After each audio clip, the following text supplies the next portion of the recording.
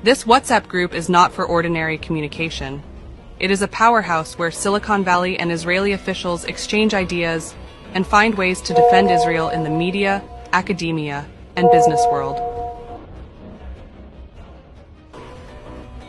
Let's take a look at the group members. Oded Hermani is a technology journalist and venture capitalist. Alon Ozer, an investor. Batsheva Moshe, the CEO of Wix Israel. Jeff Epstein, former chief financial officer of Oracle. Andy David, innovation and technology chief at the Israeli Foreign Ministry.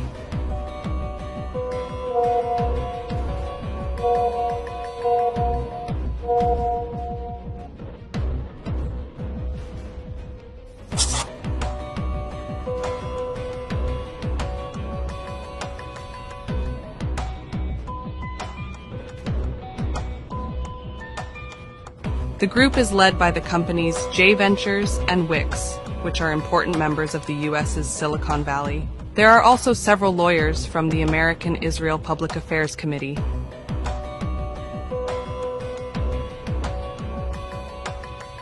The Global Kibbutz Group, which was leaked online and exposed by 2 American journalists, was also active before October 7th. The group was set up to determine strategy to spread pro-Israel propaganda among and using the American government and elite. In other words, it hosted meetings where the mission of Hasbara, which means public diplomacy, was determined and discussed. In this technology-driven Hasbara universe, the lines between government, the private sector, and the non-profit world began to blur. After October 7th, they focused on a single goal. How can we absolve Israel of the deaths of Gaza civilians?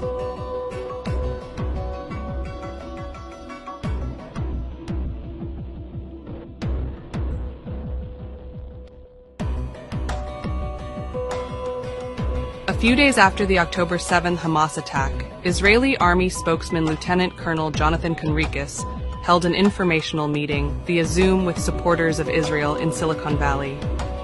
He told us to keep up the pressure on members of the U.S. Congress in favor of Israel. They also need to increase their influence activities in universities, media, think tanks, and elite circles, he said. After this meeting, a speech at Arizona State University by Rashida Tlaib, the only Democrat of Palestinian origin in Congress, was canceled. A petition was even launched to push her to resign from Congress.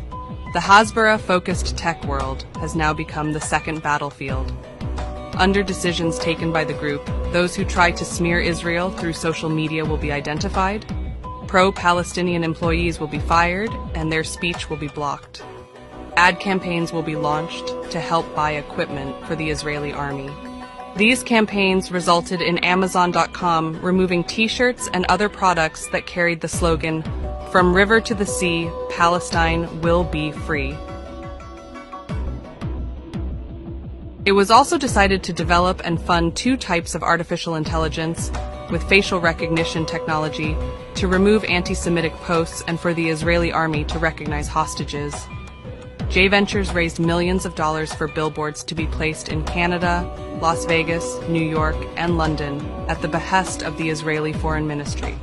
It also tried to mold public opinion by getting journalists at news channels MSNBC, Fox, and CNN to write pro-Israel articles and do pro-Israel broadcasts.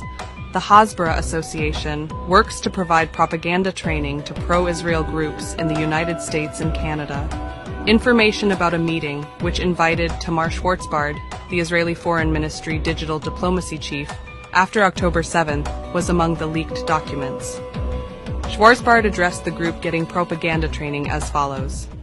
"You are our frontline soldiers." She taught them to put pressure on university presidents in the US and Canada to prevent even the slightest Palestinian voice from being raised, and to tell the public about the capture of Israelis through stories, hoping to sway hearts and minds this way. In addition, in this training, Israeli officials divided Americans and Canadians into categories and gave the trainees lessons on how to approach the various groups. We can see how Israel penetrated American politics by using Silicon Valley, the famed technology hub, one of the biggest management tools of our age. However, We will see in the coming days whether this will have an impact on American decision makers.